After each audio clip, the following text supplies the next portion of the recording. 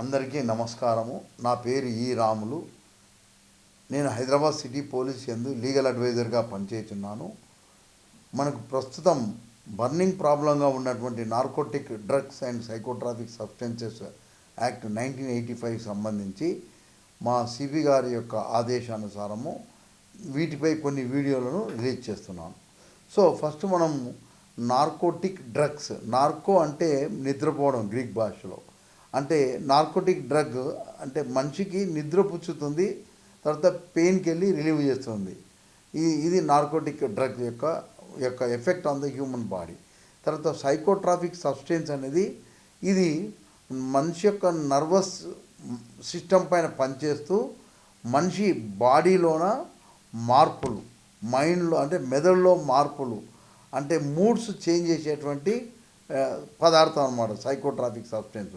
మనం దీన్ని తెలుగులో నార్కోటిక్ డ్రగ్ అంటే మనకు దీన్ని మాదక ద్రవ్యాలు, నార్కోటిక్ డ్రగ్ అంటే మాదక ద్రవ్యాలు, సైకోట్రాఫిక్ సబ్స్టెన్స్ అంటే ఉన్మత్త పదార్థాలు, ఉన్మత్త పదార్థాలు తెలుగులో వీటిని ఈ విధంగా అంటారు. అయితే మనకు ఈ యొక్క నార్కోటిక్ డ్రగ్స్ యొక్క ఎఫెక్ట్ ఎట్లుంటే దీనివల్ల మనిషి దానికి ఒకసారి అలవాటు పడితే దానికి బానిస అయిపోతాడు. బానిస అయిపోయినాక ఎట్లంటే అది లేకుంటే ఉండలేడు. అయితే కనుక ఏమవుతుందంటే దీనివల్ల ఏంటంటే వీటి ద్వారా అంటే వీటిని వ్యాపారం చేసే వ్యక్తులు దీన్ని ఎన్క్యాచ్ చేసుకుంటున్నారు. తర్వాత ఇది ఏమైతే అంటే మనిషి అది లేకుంటే బతకలేడు. తర్వాత రోజు రోజుకు అతని ఆరోగ్యము క్షీణిస్తుంది. తర్వాత అది వాటి కొరకై ఏమైనా చేయడానికి సిద్ధపడతాడు. అవసరమైతే తల్లిదండ్రులు డబ్బులు లేకుండా వాళ్ళని చంపడానికి కూడా పోతాడు. తర్వాత ఇతని యొక్క ఆర్థికంగా మొత్తం బలహీన పడిపోయి ఈ ఇంట్లో ఉన్న ఆస్తులు అవి కూడా అమ్మకానికి గురి అవుతాయి. దీనివల్ల ఏంటంటే అతని కుటుంబానికి ఇట్లా అలవాటు పడితే ఆ ఊరికి, ఆ దేశానికి ఇది మొత్తం అంతర్జాతీయంగా ఇది చాలా తీవ్రమైన సమస్యగా పరిగణించింది. కనుక దీనికి సక్రమంగా ఎదుర్కొని వీటి ద్వారా ఎవరైతే వ్యక్తులు సంపాదిస్తున్నారో డబ్బులు వాళ్ళు ఎట్లా అంత క్రిమినల్ యాక్టివిటీస్ చేస్తున్నారు. ఈ విధంగా సంపాదించిన డబ్బుతోన ఈ పెళ్ళర్స్, దీనికి సంబంధించిన వ్యాపారం చేసే అందరు వ్యక్తులు యాంటీ నేషనల్గా, తర్వాత యాంటీ సోషల్ యాక్టివిటీస్ అంటే అంత క్రిమినల్ యాక్టివిటీస్ చేస్తున్నారు. ఇది ఒక జాతీయ సమస్య కాకుండా అంతర్జాతీయ సమస్యగా ఏర్పడినది. అయితే వీటిని కర్బ్ చేయకపోతే మొత్తం వ్యవస్థనే కుప్పగూలిపోతుంది. ఈ చట్ట వ్యతిరేకంగా సంపాదించే వాళ్ళు లక్షలు కోట్లలో సంపాదిస్తూ చట్ట ప్రకారం ఎస్టాబ్లిష్ అయిన గవర్నమెంట్ను కూడా కూల్చేటువంటి ఆర్థిక స్తోమత కలిగినటువంటి వ్యక్తులు అయిపోయినారు. కనుక వీటిపై తీవ్రమైన చర్యలు తీసుకోవాలని ఇది ఇంటర్నేషనల్ సమస్యగా గుర్తించి వీటిని చర్యలు తీసుకోవడానికి యునైటెడ్ నేషన్ ఆర్గనైజేషన్లో డ్రగ్స్ అండ్ క్రైమ్స్ ఆఫీస్ ఉంది. వాళ్ళు దీని మీద ఎన్నో కన్వెన్షన్స్, 3 కన్వెన్షన్లు జరిగినాయి. తద్వారా ఈ చట్టము narcotic drugs and psychotropic substances act 1985ను ఏర్పరిచినారు. మనం దీనికంటే మొదట మన భారతదేశంలో ఈ 1985 యాక్ట్ కంటే ముందు ఏమున్నావో చూద్దాం. భారతదేశంలో ఇంతకంటే ముందు మనకు ఓపియం యాక్ట్ 1957 అని ఒకటి ఉంది. అయితే అప్పుడు స్టార్టింగ్లో ఓపియం యాక్ట్ 1957లో కేవలము ప్రభుత్వం తరఫున వీటిని ఏజెంట్స్ కానీ కల్టివేటర్స్ కానీ కల్టివేట్ చేసి గవర్నమెంట్కి ఇస్తే దాన్ని ఔషధాల కొరకై ఉపయోగించుటకై ప్రజలకు మళ్ళా అంటే సుంకాలు వసూలు చేస్తూ ప్రజలకు చేస్తూ గవర్నమెంట్కు రెవెన్యూ చేకూర్చేటట్లు ఉన్నటువంటి చట్టం ఓపియం యాక్ట్ 1857. ఓపియం అంటే నల్లమందు. ఈ మెడిసినల్ రూపకంగా వాడడానికి గవర్నమెంట్ చేయబడుతున్న ప్రజలకు అమ్మకానికి పెట్టి అంటే ఔషధాలుగా ఉపయోగించడానికై ప్రభుత్వము ఖజానాను పెంచుకోవడానికై ఉండే. తర్వాత ఇది తీవ్రత పెరిగేటల కల్లా మనకు ఓపియం యాక్ట్ 1878 అని వచ్చింది. అయితే ఓపియం యాక్ట్ 1878లో కూడా గవర్నమెంట్ రెవెన్యూ పెరగడమే కాకుండా వీటిలో రవాణాను, పొసెషన్ను, తర్వాత ఇంపోర్ట్ అండ్ ఎక్స్పోర్టు వీటన్నిటిపైన రెగ్యులేట్ చేయబడింది అనమాట. Subject licence. సో తర్వాత దీనికి ప్రభుత్వానికి కూడా ఆదాయం ఇంకా ఎక్కువ సమకూర్చడం జరిగిందనమాట. అయితే ఇక్కడ దీంట్లో ఎవరైనా ఇలాంటి యాక్టివిటీస్ పొసెషను, ట్రాన్స్పోర్టు, ఇంపోర్టు, ఎక్స్పోర్టు లేదా కల్టివేషన్ ఇవైనా ఎవరైనా ఇల్లీగల్గా చేస్తే 3 సంవత్సరాల వరకు జైలు శిక్ష దీంట్లో చూపెట్టినారు, ఓపియం యాక్ట్ 1878. అయితే దీని తర్వాత మరలా ఇంకొక యాక్ట్ వచ్చింది, అది బ్రిటిష్ పీరియడ్లోనే డేంజరస్ డ్రగ్స్ యాక్ట్ 1930. అంటే చాలా ప్రమాదకరమైన డ్రగ్స్ అనమాట ఇవి. దీంట్లో మనకు ముఖ్యంగా ఓపియం నుంచి తర్వాత ఓపియం డెరివేటివ్స్ వీటికి సంబంధించి తీవ్రమైన అంటే శిక్షలు 5 ఏళ్ళ వరకు కూడా పెంచినారు. తర్వాత కొన్నిటిపైన నిషేధం కూడా ఉంచినారు. తర్వాత ఈ విధంగా ఉన్నది మొదట అనమాట. మనకు చివరిగా డేంజరస్ డ్రగ్స్ యాక్ట్ 1930 ఉన్నది. అప్పుడు 5 ఏళ్ళ వరకు జైలు శిక్ష పెట్టినారు. తర్వాత కొన్ని డ్రగ్స్ను పూర్తిగా నిషేధించినారు. తర్వాత కొన్నిటిని రెగ్యులేట్ చేయబడింది అనమాట. ఇప్పుడు ఇది అంతర్జాతీయ సమస్య ఏర్పడినందుకు అయితే ఈ డేంజరస్ డ్రగ్స్ యాక్ట్ 1930కి వాట్ ఈస్ ద బేస్ అంటే అప్పుడు జెనీవా కన్వెన్షన్ ప్రకారము ఈ డేంజరస్ డ్రగ్స్ యాక్ట్ 1930 వచ్చింది. తర్వాత మనకు యునైటెడ్ నేషన్స్ ఏర్పడిన తర్వాత 3 కన్వెన్షన్లు జరిగినాయి. ఫస్ట్ కన్వెన్షన్లో నార్కోటిక్ డ్రగ్స్ గురించి మొత్తం ఎన్నో రెజల్యూషన్స్ పాస్ చేసినారు. తర్వాత సెకండ్ కన్వెన్షన్లో సైకోట్రాఫిక్ సబ్స్టెన్సెస్ గురించి ఎన్నో రెజల్యూషన్స్ పాస్ చేసినారు. తర్వాత 3వ కన్వెన్షన్ అనేది అప్పుడు 1985లో జరిగింది.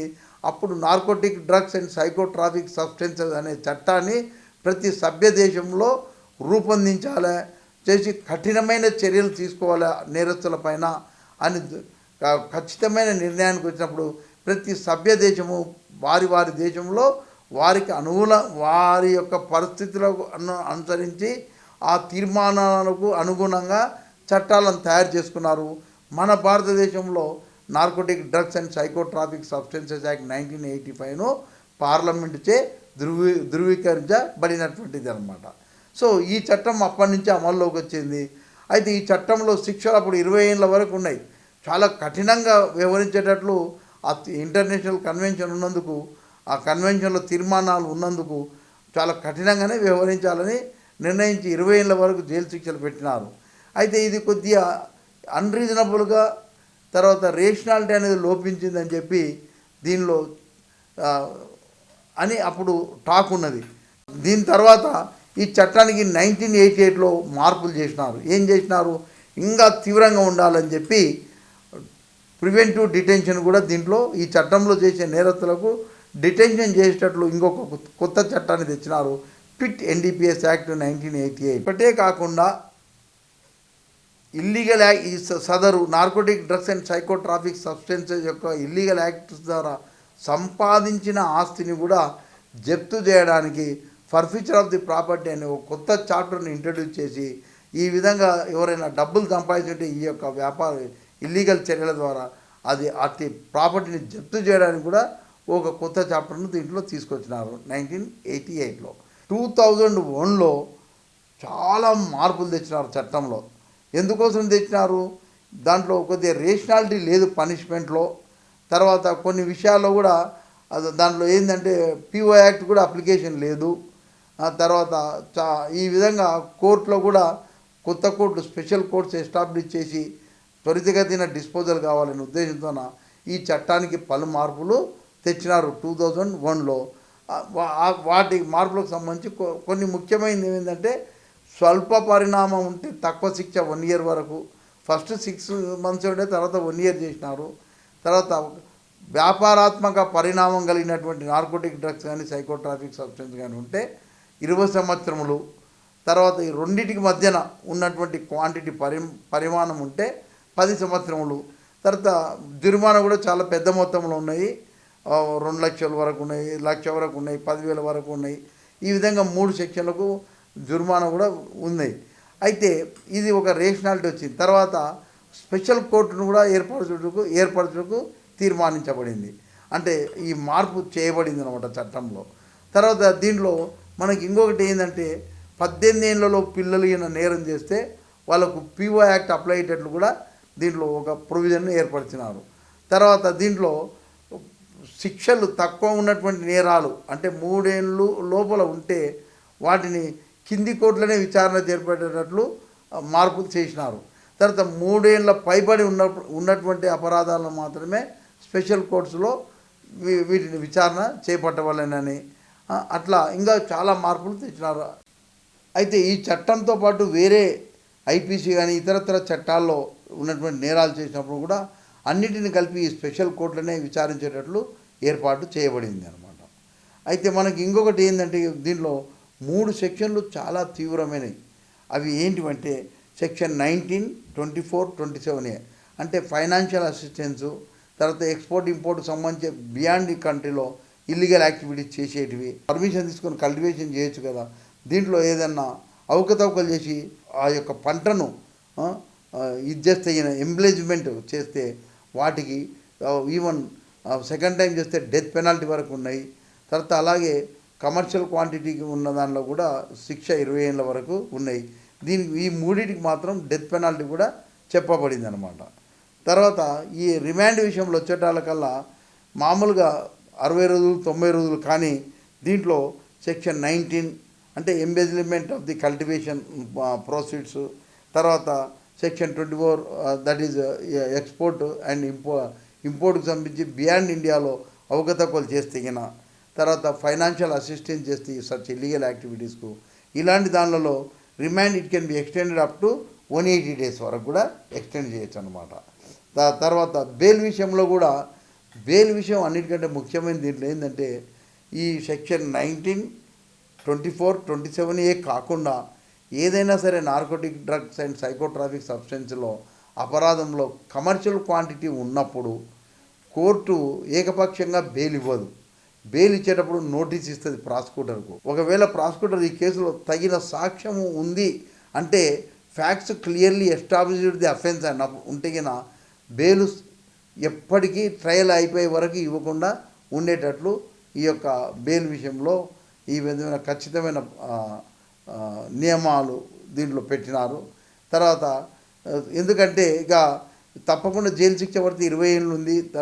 తర్వాత సెకండ్ టైం చేస్తే లైఫ్ డెత్ పెనాల్టీ కూడా ఉంది 3 అఫెన్సెస్కు. కనుక ఈ దీంట్లో బెయిల్ కూడా ఇవ్వకుండా ఉండడానికి నిరాకరించడానికి వీలుంది.